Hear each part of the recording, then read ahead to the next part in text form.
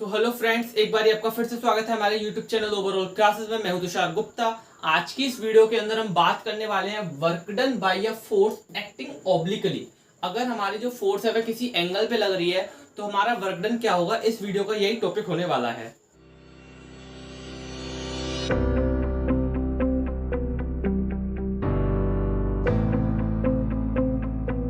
तो जैसा कि आपको पता है, इससे प्रीवियस वीडियो में हमने वर्क डन अगेंस्ट ग्रेविटी के बारे में पढ़ा था, जिसमें मैंने आपको एक फॉर्मूला बताया था कि W बराबर होता है mgh के, अगर हम वर्क कर रहे हैं ग्रेविटी के अगेंस्ट। उससे पहले वाली वीडियो में मैंने आपको बताया था W equals to F into S एक फॉर्मूला होता है। अगर वर्क जो है नॉर्मली तरीके से हो रहा है, मतलब कि फोर्स की डायरेक्शन और डिस्टेंस जिस डायरेक्शन में हो रहा है, उन दोनों की डायरेक्शन अगर सेम है तो जो फॉर्मूला यूज हो रहा था वो W equals to F into S हो रहा था। अब यहाँ पर क्या है, एक सिचुएशन क्रिएट हुई, आप ये फिगर में देख पा रहे हो कि अगर ये जो फोर्स है किसी एंगल पे लगाया जाए तो वर्क डन कैसे फाइंड कर पाएंगे हम, कि ये जो बॉक्स है इसको इस ए पोजीशन से, अगर इस पोजीशन को मैं ए नाम दूं, इस बॉक्स को ए पोजीशन से बी पोजीशन में पहुंचने में कितना वर्क करना पड़ा, अगर हमें वह निकालना है तो हम किस फॉर्मूले से निकालेंगे। तो यहाँ पर ये W equals to F into S वाला फॉर्मूला तो लगेगा नहीं, क्योंकि यहाँ पे जो फोर्स की डायरेक्शन है वो डिस्टेंस की डायरेक्शन से अलग है, सेम डायरेक्शन तो है नहीं, और हम ग्रेविटी के अगेंस्ट भी वर्क नहीं कर रहे हैं, हम वर्टिकल डिस्टेंस भी ट्रेवल नहीं कर रहे हैं, हम तो हॉरिजॉन्टली डिस्टेंस ट्रेवल कर रहे हैं। जैसा कि प्रीवियस वीडियो में मैंने आपको बताया था कि वर्टिकल डिस्टेंस ट्रेवल करेंगे तब हम mgh वाला फॉर्मूला यूज करेंगे। यहाँ पे डिस्टेंस जो ट्रेवल हो रही है वो हॉरिजॉन्टल डायरेक्शन में ही हो रही है, बट फोर्स जो है किसी एंगल पे लगा दिया आपकी बार। तो जो फॉर्मूला यूज होगा वह फॉर्मूला होगा W equals to F cos theta into S. ये हमारा फॉर्मूला यूज होगा अगर हम किसी एंगल पर फोर्स लगा रहे हैं, तो किसी एंगल पर से अगर फोर्स लग रही है तो इस फॉर्मूले का हम इस्तेमाल करेंगे। अब ये F cos थीटा आया कहां से? जब आप 11th क्लास में जाओगे तो वहां पे एक चैप्टर पढ़ते हैं हम, वेक्टर्स। तो जैसे कि आपको पता है फोर्स एक वेक्टर क्वांटिटी है। फोर्स क्या है? एक वेक्टर क्वांटिटी है, ठीक है। तो हम इस फोर्स के जो वेक्टर है इसको हम दो पार्ट्स में डिवाइड कर सकते हैं, एक वर्टिकली और एक हॉरिजॉन्टली, ठीक है। ये ऊपर वाला होगा F sin थीटा और ये वाला होगा F cos थीटा। क्या होगा? F cos थीटा और ये होगा F sin थीटा। हमें इस वाले से मतलब है नहीं, हमें इससे मतलब है ही नहीं है, हमें तो इस वाले से मतलब है, क्योंकि ये जो F cos थीटा है ये हमारी जो डायरेक्शन है फोर्स की उसको डिस्टेंस की डायरेक्शन के बराबर कर देगा। जिस डायरेक्शन में हमारी डिस्टेंस है उसी डायरेक्शन में हमारी फोर्स हो जाएगी फिर। तो इस वजह से हम इस फॉर्मूले का इस्तेमाल करेंगे। अब यहाँ पे जो cos थीटा है, इस थीटा की वैल्यू क्या है, वरी करेगी सिचुएशन के हिसाब से, इसकी वैल्यूज चेंज होंगी, जैसे कि आपको क्वेश्चन में बताएगा वो। तो इसकी वैल्यू क्या क्या हो सकती है? इसकी वैल्यू आपको एक 0 देगा, 30 डिग्री देगा, 45 डिग्री देगा, 60 डिग्री भी देगा, 90 डिग्री देगा और 180 डिग्री देगा। ये स्टैंडर्ड वैल्यूज है। इनके अलावा भी देगा तो वो आपको थीटा की वैल्यू निकाल के देगा कि क्या दे रखी है, ठीक है। अगर 0 डिग्री है तो आप, अगर यहाँ पे लिख रहा है cos 0 डिग्री, यहाँ पे लिख दिया उसने cos 0 डिग्री, तो आप वैल्यू का लिखोगे cos 0 डिग्री की, इस पूरे की वैल्यू क्या हो जाएगी? cos 0 डिग्री की वैल्यू क्या हो जाएगी? 1 हो जाएगी। cos 30 डिग्री की वैल्यू क्या हो जाएगी? √3/2। ऐसे हम cos 45 डिग्री की निकाल लेंगे, कितनी? 1/√2। ऐसी cos 60 डिग्री की आ जाएगी 1/2। 90 की होती है 0, 180 की होती है -1। मैं इसको आपको स्क्रीन पे ढंग से दिखा देता हूँ, आपको पूरी स्क्रीन पे दिख रहा होगा कि cos 0 की वैल्यू कितनी होती है, cos 30 डिग्री की वैल्यू, cos 60 की डिग्री की वैल्यू, cos 45 की वैल्यू, cos 90 की एंड cos 180 की। ये स्टैंडर्ड वैल्यूज है जो कि आपको याद होनी चाहिए न्यूमेरिकल्स के पॉइंट ऑफ व्यू से, ठीक है। तो यहाँ पे हमने बात कर लिया हम किस फॉर्मूले से ये निकालेंगे कि अगर फोर्स किसी एंगल पे लग रहा है तो कैसे निकालेंगे, ठीक है। ये हमारे पेपर के पॉइंट ऑफ व्यू से बहुत ज्यादा इंपॉर्टेंट हो जाता है, क्योंकि इससे कुछ क्वेश्चंस एग्जाम में न्यूमेरिकल क्वेश्चंस क्रिएट हो जाते हैं, ठीक है। अब हम इसे थोड़ा थ्योरेटिकल वे से देख लेते हैं। अगर कोई थ्योरेटिकल वे से हमसे पूछ लेता है तो आपको स्क्रीन पर एक इमेज दिख रही है जिसे मैं आपको पढ़ के सुनाता हूँ क्या लिख रहा है उसमें। तो जैसा कि आपको स्क्रीन पर दिख रहा है, पहले तो मैंने आपको जो इमेज मैंने बोर्ड पे आपको दिखाई थी वही सेम इमेज ऊपर बनी हुई है स्क्रीन पर। इसके बाद क्या लिख रहा है? The work done in pulling the body will be equal to the product of horizontal component of the force and distance moved by the body.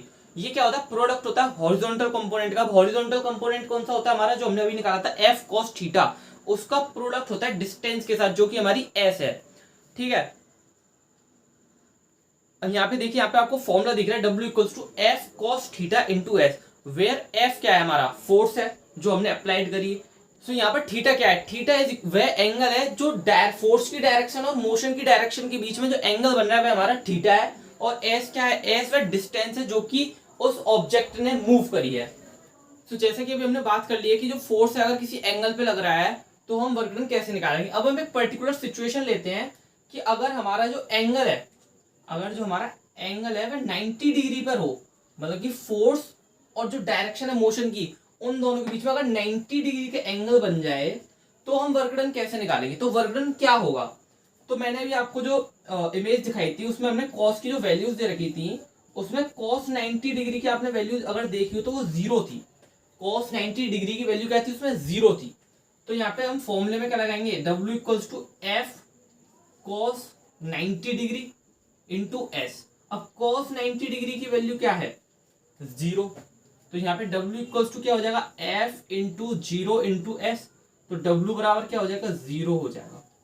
तो यहां से आपको क्या बात पता चली, अगर फोर्स की डायरेक्शन और मोशन की डायरेक्शन के बीच में अगर एंगल 90 डिग्री का है तो हमारा वर्क डन कितना होने वाला है, जीरो होने वाला है। ये बात हमें हमेशा याद रखनी है। तो अब मैं आपको स्क्रीन पर दिखाता हूं कुछ एग्जांपल्स के साथ कि कब कब हमारा वर्क डन जो है जीरो हो जाता है। जैसा कि अभी आपको स्क्रीन पर दिख रहा है, पहले तो वही बात जो मैंने अभी आपको समझाई कि when the displacement of the body is perpendicular at 90 degree to the direction of force, no work is done. तो हमारा कोई भी काम नहीं हो रहा है। अब जैसा कि आपको स्क्रीन पर एक कुली दिख रहा है जो अपने सिर पर दो बैग लेके और साइड में भी बैग लेके जा रहा है। यहां पर आप सोच रहे होंगे कितना सारा वर्क कर रहा है, बट अकॉर्डिंग टू फिजिक्स ये कुछ वर्क नहीं कर रहा है। क्यों, क्योंकि इसका और इसके मोशन के बीच का एंगल, जिस एंगल पे फोर्स लगा रहा है और जिस एंगल से ये मोशन कर रहा है, उन दोनों के बीच में एक 90 डिग्री का एंगल क्रिएट हो रहा है। सरफेस से एंगल कितने डिग्री का क्रिएट हो रहा है, 90 डिग्री का, जिसकी वजह से फोर्स जिसकी वजह से वर्क डन जो है वह जीरो हो जाता है। ठीक है, अब आपको अगली इमेज दिख रही होगी, the work done on a body moving in a circular path is also zero. अगर कोई बॉडी सर्कुलर पाथ में रिवॉल्व कर रही है या मूव कर रही है तो उसका वर्क डन भी जीरो होता है। क्यों, तो यहाँ पे मैंने एग्जांपल लिया है सैटेलाइट का, जो कि अर्थ के अराउंड रिवॉल्व कर रही है। तो आप देख सकते हो कि ये जो सैटेलाइट है ये जा रही है आगे की तरफ, तो इन दोनों के बीच में एंगल जो बन रहा है, फोर्स के बीच में और मोशन, डायरेक्शन ऑफ मोशन के बीच में जो एंगल बन रहा है वह 90 डिग्री का एंगल है। क्योंकि हर सर्कल के हर एक पॉइंट पर एक टेंजेंशियल लाइन क्रिएट होती है। तो उस टेंजेंट लाइन का उस फोर्स से जो कि अर्थ की तरफ सैटेलाइट लगा रही है, उन दोनों के बीच में जो एंगल बन रहा है वह 90 डिग्री का बन रहा है, जिसकी वजह से जो वर्क डन है वह जीरो है। तो क्या मैं ये भी कह सकता हूं कि जो हमारा अर्थ है हमारी, वह सन के अराउंड अभी तक उसने जितने भी चक्कर लगाए, जो कुछ वह कर रही है, उसका वर्क डन क्या है, जीरो है। क्योंकि वह भी जिस तरह से रिवॉल्व कर रही है सन के अराउंड, वह भी सर्कुलर मोशन में रिवॉल्व कर रही है, सर्कुलर डायरेक्शन में रिवॉल्व कर रही है, जिसकी वजह से वर्क डन क्या होगा, जीरो होगा। सन के अराउंड अर्थ का और सैटेलाइट का अर्थ के अराउंड, दोनों सिचुएशंस में हमारा वर्क डन क्या होगा, जीरो होगा। ठीक है, तो अगर आपसे पेपर में डायरेक्ट क्वेश्चन पूछता है तो आप बता सकते हैं कि अगर अर्थ जो है सन के अराउंड अगर रिवॉल्व कर रही है तो उसका वर्क डन क्या होता है, तो उसका वर्क डन जीरो होता है। या कोई भी बॉडी जो सर्कुलर पाथ में मोशन करती है उसका वर्क डन जीरो होता है। सीधी सीधी डायरेक्ट हम अगर बात करें तो ये निकल के आती है। ठीक है, अब जैसे कि मैंने क्वेश्चन आपके लिए क्रिएट करके रखा है पूरा, जैसे जो आपको एग्जाम के पॉइंट ऑफ व्यू से इंपॉर्टेंट है कि आप एग्जाम में कैसे लिख के आएंगे। Why the work done on a body moving in a circular path is zero? तो इसका आंसर आप क्या देंगे, when a body moves in a circular path, जब कोई बॉडी सर्कुलर पाथ पर मूव कर रही है तो उसका जो सेंट्रीपिटल फोर्स है वो एक्ट करती है along the radius of the circle and it is at right angle to the motion of the body। जो भी मैंने आपको इमेज दिखाई थी जिसमें हमारी जो सैटेलाइट थी उसकी फोर्स अर्थ की तरफ लगाई जा रही थी, वह फोर्स क्या थी, उस फोर्स का एक नाम दिया गया सेंट्रीपिटल फोर्स। जो फोर्स रेडियस के अलाउंग लगती है उस फोर्स को हम नाम देते हैं सेंट्रीपिटल फोर्स। ठीक है, तो circle and it is at right angle to the motion of the body. Right angle पर होती है वो बॉडी के मोशन से, मतलब बॉडी का जो डायरेक्शन है मोशन का और जो फोर्स का डायरेक्शन, उन दोनों के बीच में एंगल बनता है 90 डिग्री का, जिसकी वजह से वर्क डन 0 होता है। सेम वही बात हो रही है जो मैंने आपको बताई थी। तो अगर आपको एग्जाम में क्वेश्चन पूछा जाता है तो आप ये लैंग्वेज लिख के आएंगे तो आपका नंबर नहीं कटेंगे, ठीक है। अब ये क्या, एक बोल्ड पॉइंट लिखा हुआ है, the work done in the case of earth moving around the sun is 0 and the work done in the case of satellite moving around the earth is 0। Same वही बात जो मैंने आपको भी बताई थी वही इसमें लिखी हुई है। तो हमने ये बात कर लिया कि अगर फोर्स की डायरेक्शन अगर 90 डिग्री पर है डायरेक्शन ऑफ मोशन से, तो हमारा जो वर्क डन होता है वो 0 वर्क होता है हमारा। अब हम बात करते हैं वर्क कब पॉजिटिव होता है, कब नेगेटिव होता है और कब 0 होता है। तो वर्क पॉजिटिव कब होगा? वर्क तब पॉजिटिव होगा जब फोर्स की डायरेक्शन एंड मोशन की डायरेक्शन दोनों सेम डायरेक्शन है। क्या है? सेम है। अगर दोनों सेम हैं तो हमारा जो वर्क होगा वह कैसा होगा? पॉजिटिव होगा, ठीक है। ये आपको याद रखना है। अगर फोर्स की डायरेक्शन और मोशन की डायरेक्शन सेम कर दी तो वर्क कैसा हो गया? पॉजिटिव हो गया। अगर फोर्स की डायरेक्शन अपोजिट कर दी जाए, फोर्स की डायरेक्शन और मोशन की डायरेक्शन दोनों अपोजिट कर दी जाए, कैसी कर दी जाए? अपोजिट कर दी जाए, तो हमारा जो वर्क कैसा होगा? नेगेटिव होगा। ये कब होता है? जब cos 180 डिग्री वाली सिचुएशन होती है। cos 180 डिग्री, अगर एंगल 180 डिग्री है तो इसकी वैल्यू कितनी होती है? -1 होती है, जो आपको इमेज में दिखाई थी -1 होती है। तो इस सिचुएशन में क्या होता है? W equals to F cos theta into S। तो जब मैं यहाँ पे वैल्यू लाऊंगा F cos 180 degree into S, तो रिजल्ट क्या आएगा? माइनस, मैं आपको बताता हूँ, F इंटू -1 इंटू S, तो रिजल्ट क्या आएगा? -FS।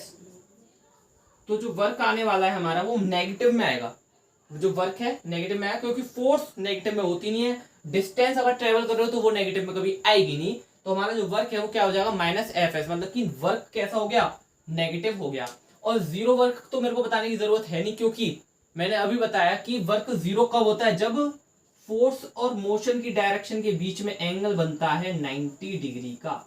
एंगल कितना बनता है? 90 डिग्री का एंगल अगर बन रहा है फोर्स और मोशन की डायरेक्शन के बीच में, तो हमारा वर्क कैसा होगा? 0 वर्क होगा। तो ये मैंने आपको ये बता दिया कि वर्क कब पॉजिटिव होता है, कब नेगेटिव होता है और कब 0 होता है। तो इस वीडियो के अंदर हमने जो हमारा वर्क एंड एनर्जी वाला जो यूनिट चल रही है, जो चैप्टर चल रहा है वर्क एंड एनर्जी, उसका हमने वर्क वाला पोर्शन खत्म कर दिया। अब हमारा जो बचा है वह है एनर्जी वाला। तो नेक्स्ट वीडियो में हम एनर्जी के बारे में पढ़ने वाले हैं कि एनर्जी क्या होती है। तो जब तक वीडियो को लाइक कर दीजिए, चैनल को सब्सक्राइब कर लीजिए। Thank you.